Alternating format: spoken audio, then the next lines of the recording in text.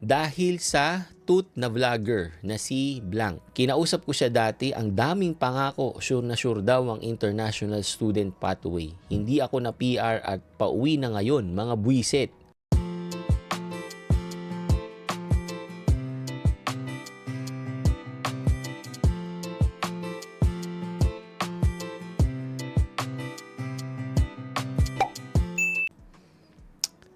Hello guys, Nardino TV here and we are back with another video.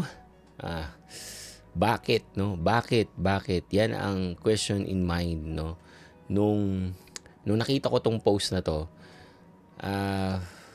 talaga palang may mga taong naniniwala, no, sa mga napapanood nila sa social media, no? Talaga palang merong impact or nakakapag-influence pala talaga yung mga content creator o yung mga influencer dito sa social media. Kaya dapat guys, maging maingat tayo. Kung matatandaan nyo guys, meron tayong post dati, no, regarding sa isang lumipat ng province dahil daw sa isang vlogger. So, share natin yan dito sa ating channel at sinabi natin na dapat hindi ganon, no? Yung gagamitin mo ang nakita mo lang or napanood mo lang sa social media para sa isang napakalaking desisyon ng buhay mo na makakapagpabago ng buhay mo, ng buhay ng family mo in a good way or in a bad way. Kaya dapat guys, maging maingat tayo. So we are posting this guys for awareness ulit, no? Nung nakita ko to, mas malala pala. And this is regarding again sa isang kababayan natin, no, na influence at naniwala sa isang nakausap niya yata sa social media. Sabi niya, nagsisisi ako na nag-Canada ako. Binenta ko mga lupa ako sa Pilipinas. Lahat ng meron ako para lang makapag-Canada. Ito pa lang guys, mali na, no? Para sa akin, kailangan guys, meron kang backup plan. Kung hindi ka naman sigurado sa pupuntahan mo, bakit mo ibebenta yung mga lupa mo sa Pilipinas? Or kahit na ba sabihin natin, sure ka na magiging PR ka dito sa Canada eh. Bakit mo ibebenta yung mga properties mo sa Pilipinas? Sinayang ko oras at panahon ko, nawalan ako ng 3 million pesos at nagkaroon pa ng 1 million na utang. Just imagine that guys. Nawalan ka na ng 3 million pesos, malamang kasi siguro yung mga savings niya, no, na binitbit niya dito sa Canada, hindi niya naiintindihan na pag pumunta ka dito sa Canada, hindi naman peso ang gagastusin mo dito guys. Canadian dollar po, no? At ang palitan guys, siyempre, mas mababa ang Philippine peso. Ang $1 or 1 Canadian dollar po is equal to 42 pesos. Personal experience po namin yan nung kami ay bago pa lang dito sa Canada. Talagang may kurot talaga guys kapag yung gagastos ka dito at wala ka pang work. Siyempre, lahat ng gagastusin mo is manggagaling sa savings mo, no? And those are peso, no? So, talagang totoo yun guys, yung mga nakikita nyo na nagko-compute. Totoo yun kasi syempre wala pa kaming work dito. So, ang gagastusin namin is yung savings namin, no? Kaya masakit, no, kapag nagko-compute. Dahil sa toot na vlogger na si Blank. Hindi natin alam kung sino yan.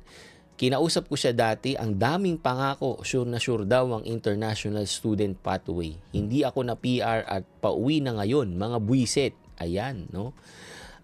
Yung mga pangako na to guys, narinig na natin to nung mga 2022 pa lang, no?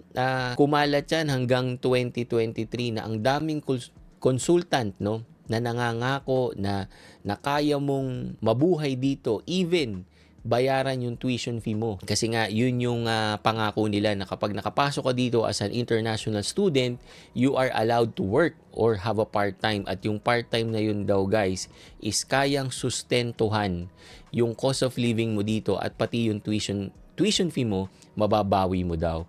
Pero marami na ring nag-share niyan guys na hindi totoo yun, no? And kahit ako nung pupunta pa lang kami dito, kasi nga kami ay pumasok din dito guys as an international student, nalaman na natin agad yan na hindi yun posible, no? At yung proof of funds, di ba? Meron din noon na nagsabi na pwede ka daw gumamit ng proof of funds as a show money, no? So, Nalinaw na rin yan ng maraming influencer dito sa Canada na hindi po totoo yun. Kasi yung proof of funds is gagamitin mo talaga yan dito sa Canada, no? Kasi nga wala ka pang trabaho, so yan yung assurance na ipapakita mo kay Canada na kaya mong buhayin yung sarili mo pati yung family na dadalin mo dito gamit yung savings na yan. At malaki-laking amount yan, guys, no? Nung panahon namin hindi pa ganun kalaki, nasa 10,000 Canadian dollars ang proof of funds para sa student, no? And that is mga half a million na yon.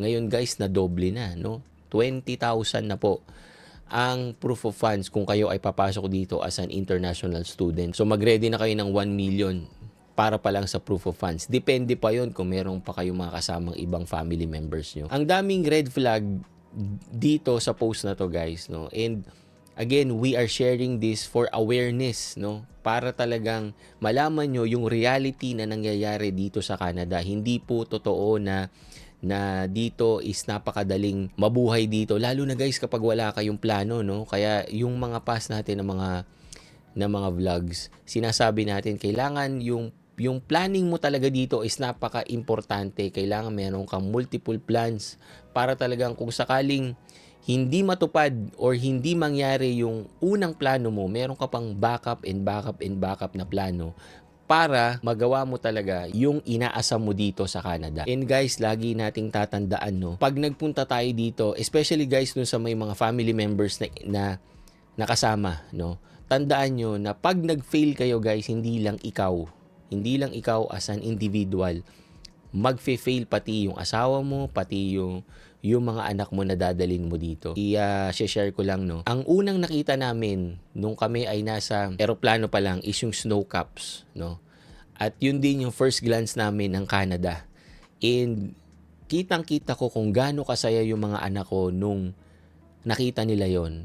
At habang tinitignan ko sila, guys, halo-halong saya, excitement, kaba, and especially takot, guys, no. Kasi nandun yung feeling na kailangan kong masustain, no, yung saya na yon. At habang tumatagal kami dito sa Canada, months and years na tumatagal kami dito na hindi pa kami permanent nun, mas lalong lumalalim yung kaba at takot.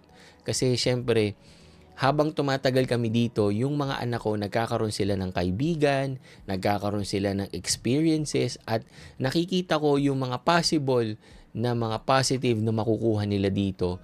And nakakatakot, guys, yung moment na pag hindi kami na permanent dito, paano ko sasabihin sa kanila, no? Paano ko i-explain sa kanila na, anak, pasensya ka na, hindi na natin matutuloy yung pangarap natin dito sa Canada at kailangan na natin umuwi.